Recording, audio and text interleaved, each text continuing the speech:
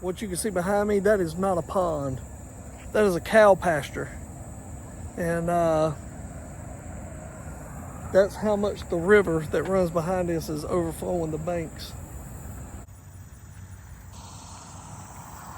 There's the river.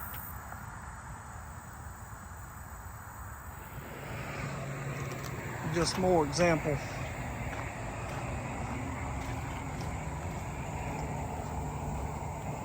That's how high the river is.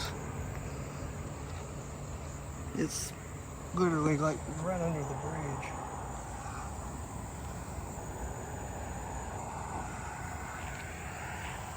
Overflowed the banks